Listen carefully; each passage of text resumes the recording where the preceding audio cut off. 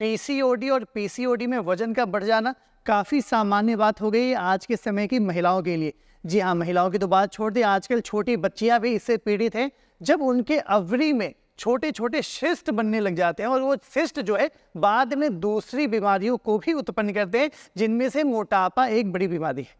अब देखते हैं नीलम की इस रिपोर्ट को और जानते हैं कि नीलम ने कैसे अपने पीसीओडी को ठीक किया और पीसीओडी के साथ ही साथ अपने वेट को कैसे आसानी से कम किया है। हमारे साथ नीलम है। नीलम ने हमारी ऑनलाइन क्लासेस ज्वाइन की हैं। इनको भी पीसीओडी की समस्या है और वजन भी बढ़ जाता है पीसीओडी के केसेस में, ये भी आप सभी जानते हैं। तो वैसे योग का आसन जो वजन को भी कम करे और पीसीओडी को भी ठीक करे। सबसे पहला आसन होगा बद्ध कोण आसन। बद्ध कोण आसना के लिए सबसे पहले दोनों पैर के जो तलवे हैं उसे मिला करके हम अपने मूल के पास लेकर के आएंगे, है ना।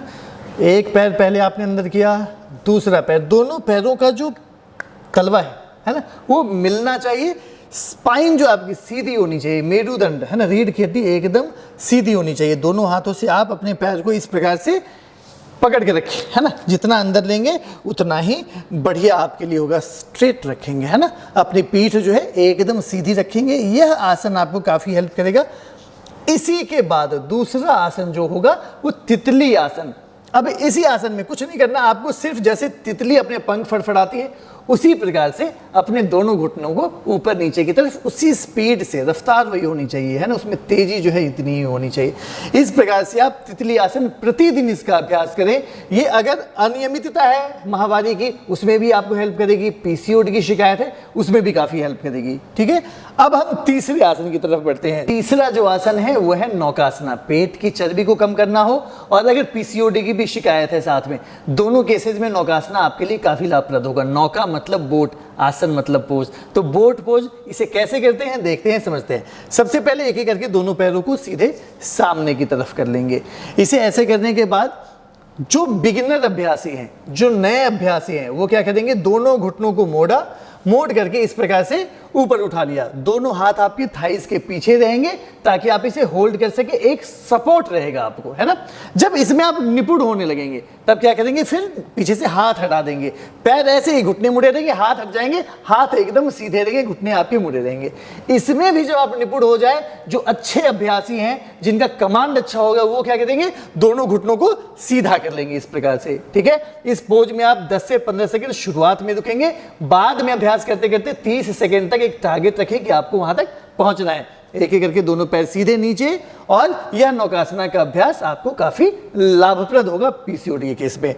अब चौथे अभ्यास की तरफ बढ़ते हैं। चौथा जो आसन है वो है सेतु बंध आसन। सेतु बंध आसन मतलब ब्रिज, है ना, जो ब्रिज बनाता है, जो सेतु बनता है ना। तो अपने शरीर को उसी प्रकार से हमें ढालना है आसन के रूप में। इसके लिए सर्वप्रथम हम मैट के ऊपर सीधा लेट जाएंगे। सीधा लेटने के बाद दोनों घुटनों को मोड़ लेंगे। घुटनों को इतना मोड़े कि आपकी जो एड़ी है उसको आपके हाथ की जो मध्यमिका उंगली है उसको छू पाए। ठीक है, जब ये आपको छूने लग जाए उसके बाद कंधे ठीक सीध, रीढ़ की हड्डी पूरी जमीन पर सटी होनी चाहिए। याद रखेंगे जब भी सेतु बंधासन करें तो अपनी गर्दन को घुमाएंगे नहीं, आप हमेशा ऊपर आसमान की तरफ, सीलिंग की तरफ देखेंगे। ठीक है, श्वास लेते हुए धीरे धीरे कमर के भाग को ऊपर की तरफ ले जाएंगे। श्वास छोड़ते हुए कमर के भाग को नीचे की तरफ लाएंगे। जब आप श्वास लेते हुए कमर के भाग को ऊपर ले जा रहे हैं तो आप इतना ऊपर ले जाने की कोशिश करें कि जो ठुड्डी है वो आपके कंठकूप को छू जाए, सट जाए। इसका आपको ख्याल करना है। अगर वो सटेगा तो क्या होगा, विशुद्धि चक्र वहां पर एक्टिव होगा। तो जिन्हें थायराइड की समस्या है उनके लिए भी अति उत्तम, और जिन्हें पीसीओडी या फिर पीरियड से जुड़ी हुई कोई भी समस्या है उनके लिए भी अति उत्तम।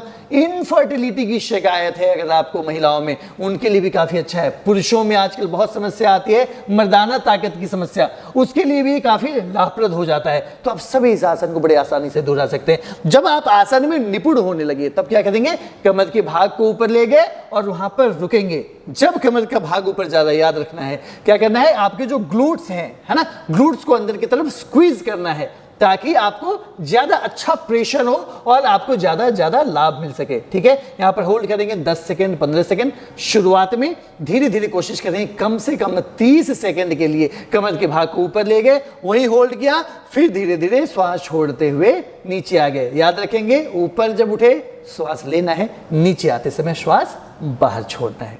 अगला जो आसन है यह सर्प के नाम पर है, भुजंग आसन। जी हाँ, तो सर्प जैसे अपना फन, भुजंग जैसे अपना फन उठाता है, उसी प्रकार से आप अपने शरीर को इसमें उठाते हैं, है ना। भुजंग आसन करने के लिए सर्वप्रथम चेस्ट डाउन करके सीधा मैट के ऊपर लेट जाएंगे। लेटने के बाद दोनों हथेलियां आपके चेस्ट के बगल में रहेंगी।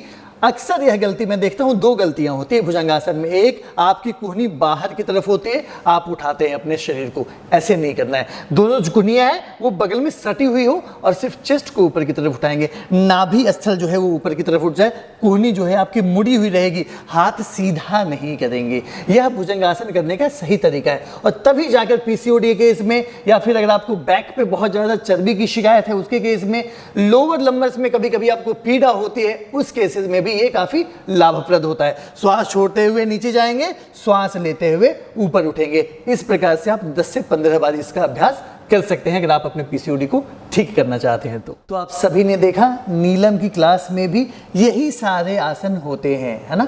और देखते हैं कि इनकी पीसीओडी हम ठीक कर पाते हैं नहीं, इनका कितना वजन कम होता है। आगे आने वाले वीडियोज में आपको पूरी जानकारी दी जाएगी। लेफ्ट हैंड साइड में आप देख सकते हैं नीलम ने जब हमारी क्लासेस ज्वाइन करी थी उस समय इनका वजन 73 केजी के आसपास था, और बाद में 3 महीने में 61-62 केजी के आसपास इन्होंने अपने वजन को पहुंचाया है।